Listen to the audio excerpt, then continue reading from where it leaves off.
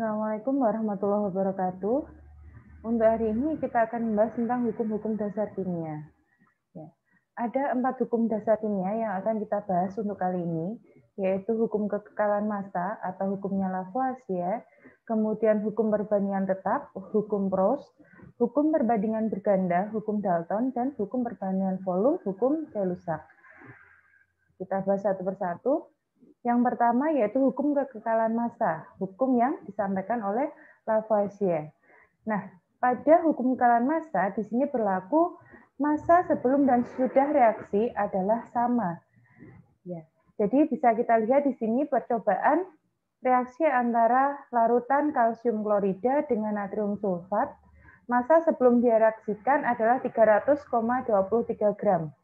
Kemudian ya, massa kedua larutan ini dicampurkan, massa setelah bereaksi ternyata tetap 300,23 gram.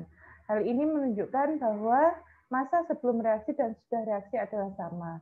Nah, hukum kekekalan massa ini bisa kita amati jika reaksi berada dalam keadaan tertutup atau sistem tertutup. Sehingga tidak ada zat yang bisa masuk atau keluar ke dalam sistem. Oke, di sini saya contohkan ada besi yang bermassa 21 gram direaksikan dengan belerang sehingga membentuk 33 gram besi 2 sulfida. Tentukan massa belerang yang bereaksi. Ya. Jadi di sini ada besi yang akan direaksikan dengan belerang atau sulfur membentuk belerang 2 sulfida, FeS. Nah, sebelum reaksi di sini dicampurkan 21 gram besi. Dan setelah reaksi, di sini terdapat 33 gram besi 2 sulfida. Sehingga berapa massa belerang? Nah, yang telah kita bahas sebelumnya bahwa massa sebelum dan sudah reaksi adalah sama. Sehingga kita bisa menghitung massa Fe ditambah massa S, massa besi ditambah massa belerang, hasilnya sama dengan massa FeS yang terbentuk. Ya, sehingga 21 gram ditambah X sama dengan 33 gram. Sehingga kita dapatkan X atau massa belerang adalah 33 min 21 12 gram. Ya. Sehingga kita dapatkan massa belerang adalah 12 gram. Oke, berikutnya. Yaitu hukum perbandingan tetap atau hukum yang disampaikan oleh Proust. Nah, pada hukum ini berlaku perbandingan massa unsur-unsur dalam suatu senyawa adalah tertentu dan tetap. Jadi misalkan di sini perbandingan hidrogen dan oksigen dalam air selalu 1:8. Ya, yang seperti yang kita ketahui bahwa air memiliki rumus molekul H2O. Jadi perbandingan H dibanding O dalam H2O itu selalu 1:8. Nah, dari mana 1:8? Bisa kita lihat dari nomor massanya, ya, dari massanya. Hidrogen memiliki nomor massa 1, bisa kita lihat di tabel periodik, ya. Nomor massa atom relatif 1, kemudian oksigen punya 16. Sehingga kalau di sini hidrogennya ada 2, berarti 2 kali 1 ada 2. Ya, sedangkan oksigennya 16. Nah, kalau kita sederhanakan 2:16 nanti menjadi 1:8. Jadi perbandingan hidrogen dan oksigen dalam air harus selalu 1:8. Misalkan di sini ada hidrogen yang dicampurkan adalah 1 gram, oksigennya 8 gram, maka air yang dihasilkan adalah 9 gram. Nah, perbandingan hidrogen dan oksigen di sini adalah 1:8. Misal lagi ada hidrogen 2 gram dicampurkan dengan 8 gram oksigen, maka massa air yang terbentuk ya tetap 9 gram. Sedangkan ada massa yang tersisa yaitu massa hidrogen. Bagaimana kita tahu mana yang tersisa, mana yang habis? Maka kita bisa lihat dari perbandingan massa dengan perbandingannya. Misal tadi ya, untuk percobaan yang kedua ini, antara hidrogen dengan oksigen. Kita bandingkan perbandingannya H dan O tadi 1 banding 8. Kalau ini 2 gram, oksigennya 8 gram, maka kita lihat perbandingannya. 2 banding 1, 2. 8 bagi 8, 1. Maka yang perbandingannya besar, itu nanti yang sisa, yang kecil yang habis. Ya. Atau kita lihat 2/1 dengan 8/8. Ini lebih besar, maka oksigennya nanti habis. Nah, untuk mencari hidrogen yang sisa bagaimana? Kita cari dulu yang terpakai. Ini untuk percobaan yang kedua ya. Percobaan yang kedua, H yang terpakai. H yang terpakai. Maka kita pakai perbandingannya. Yang dicari adalah H, perbandingannya 1, per yang habis tadi oksigen perbandingannya 8, dikali massa oksigen yang habis yaitu 8 gram. Sehingga kita dapatkan H yang terpakai adalah 1 gram. Sehingga tersisa 1 gram hidrogen. Oke, langsung saja kita ke contohnya.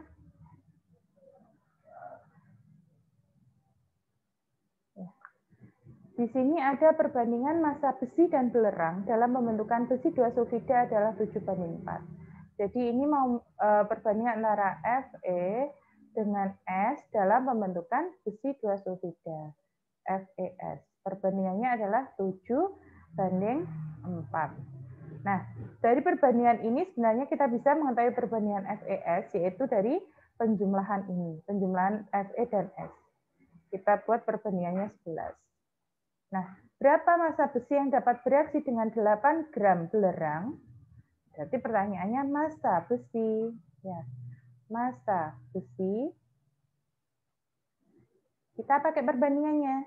Yang ditanyakan adalah massa besi, maka kita pakai perbandingannya. Fe yaitu 7 per yang diketahui tadi belerang 4 dikali massa belerang yang diketahui, yaitu 8. Nah, sehingga kita ketahui masanya Fe yaitu 14 gram.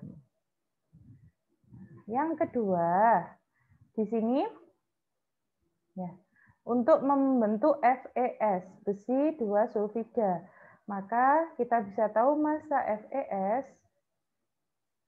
sama dengan massa belerang yang dicampurkan tadi 8 gram ditambah dengan massa besinya 14 gram, yaitu 22 gram. Nah, ya, atau cara yang kedua, ini cara yang pertama. Cara yang kedua bisa pakai perbandingannya. Tadi kita dapatkan perbandingannya FeS adalah 11. Maka massa FeS adalah 11 per tadi yang diketahui apa ini? Belerang, berarti perbandingannya belerang adalah 4. 11/4 kali masanya belerang, 8 gram. Kita dapatkan 22 gram. Nah, jadi boleh menggunakan cara yang pertama, boleh menggunakan cara yang kedua, sama saja. Oke, contoh berikutnya. Bagaimana kalau ada yang tersisa atau semuanya tidak habis? Ya, ini contoh berikutnya. Perbandingan massa besi dan belerang ini lanjutan tadi ya. Jadi Fe dibanding S tadi adalah 7/4, sehingga kita bisa melihat perbandingannya FeS yaitu 11. Nah, di sini besi yang direaksikan adalah 30 gram. Sedangkan belerang yang direaksikan adalah 16 gram. Zat apa yang tersisa dan berapa masanya? Untuk mencari yang sisa, kita bisa pakai perbandingan seperti tadi. Mencari yang habis atau yang sisa. Kita pakai perbandingannya, Fe dengan S. Ya, 30/7 dengan 16/4. Jelas ini lebih besar. Sehingga yang S yang habis. Kalau S-nya habis, maka ini nanti digunakan sebagai acuan. Nah, Berarti kita bisa mencari Fe yang tersisa. Kita cari dulu Fe yang terpakai. Sama dengan perbandingannya tadi 7/4 kali massa S-nya 16. Ya, ketemunya 28 gram. Jadi massa Fe sisa adalah 30 dikurangi 28, yaitu 2 gram. Kemudian, kalau kita diminta untuk mencari berikutnya, massa FeS yang terbentuk, massa FeS yang terbentuk, maka kita jumlahkan saja massa Fe ditambah massa S, yaitu 28 ditambah 16. Ketemunya 44 gram. Baik. Ya, itu untuk hukum perbandingan tetap atau hukumnya Pros. Oke, berikutnya kita bahas tentang hukum perbandingan berganda atau hukumnya Dalton, di mana di sini disebutkan jika dua unsur dapat membentuk lebih dari satu senyawa dan massa salah satu unsur tersebut dibuat tetap atau sama, maka perbandingan massa unsur yang lain dalam senyawa tersebut merupakan bilangan bulat dan sederhana. Nah, jadi misalkan di sini nitrogen dan oksigen dapat membentuk senyawa-senyawa N2O, dinitrogen monoksida, dinitrogen trioksida, dan dinitrogen tetraoksida dengan komposisinya sebagai berikut. Nah, jadi pernyataannya hukum perbandingan berganda, jika salah satu massa unsur dibuat tetap, maka unsur lain akan berbanding sebagai bilangan bulat dan sederhana. Nah, di sini nitrogennya yang akan kita buat tetap. Ada 28, 14, 28, dan seterusnya. Kita buat semuanya menjadi 7. 28 supaya jadi 7, dia dibagi 4. Maka yang massa oksigennya juga harus dibagi 4. Sehingga jadinya 16 dibagi 4, ketemunya 4. Kemudian 14 menjadi 7, dia dibagi 2. Sehingga massa oksigennya 16 dibagi 2, ketemu 8, dan seterusnya. Nah, setelah kita ketahui massa nitrogennya sama, ternyata kita dapatkan perbandingan oksigennya adalah 4/8/12/16. Sehingga kalau kita sederhanakan, akan menjadi 1/2/3/4. Seperti itu. Langsung saja ke contoh.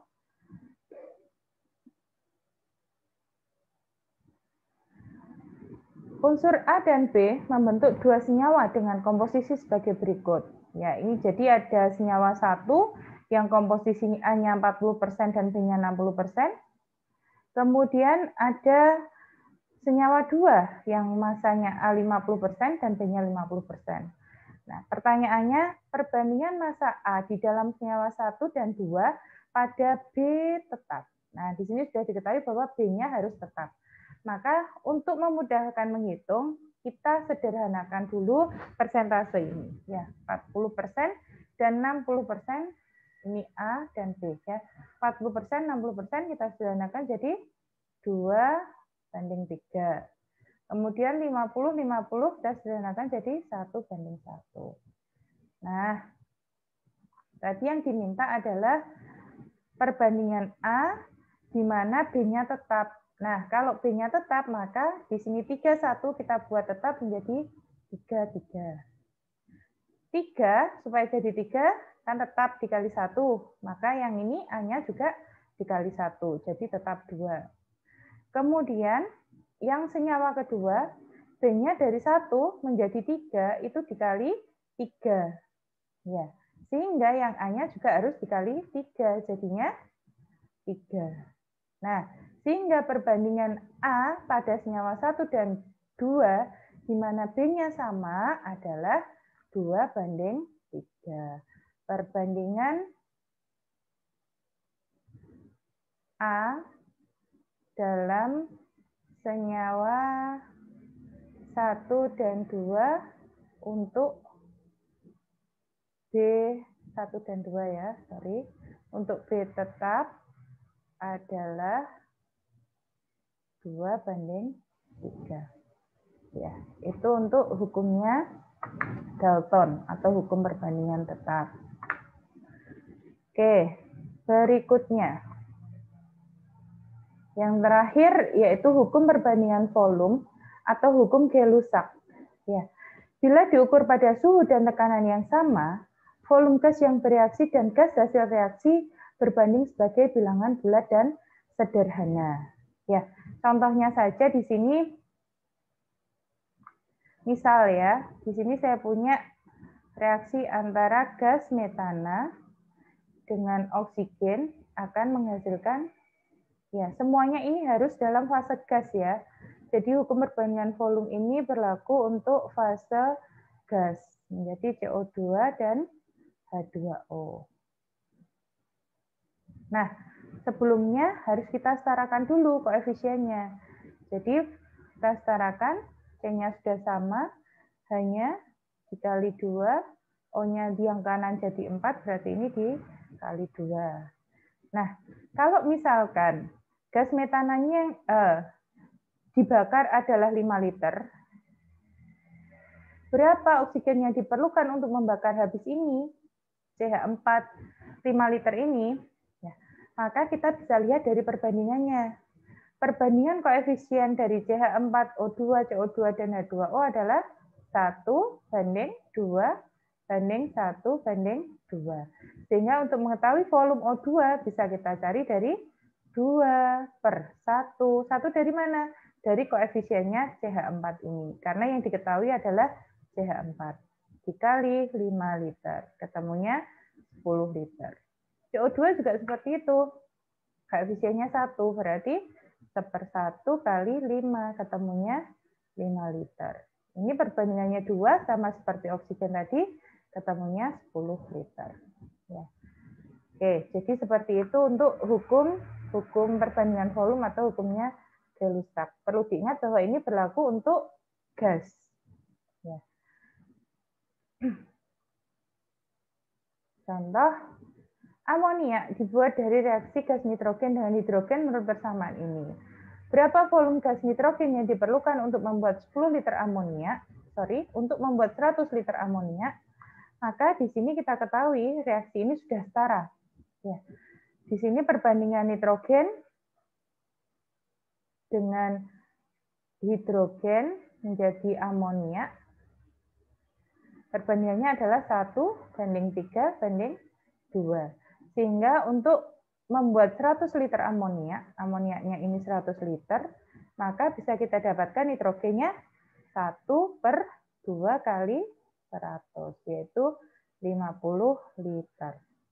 Untuk hidrogennya bagaimana? Sama, perbandingannya 3/2 kali 100. Ketemunya 50 berarti 150 liter. Ya. Cukup untuk hukum-hukum dasar kimia. Bila ada kurang lebihnya mohon maaf. Assalamualaikum warahmatullahi wabarakatuh.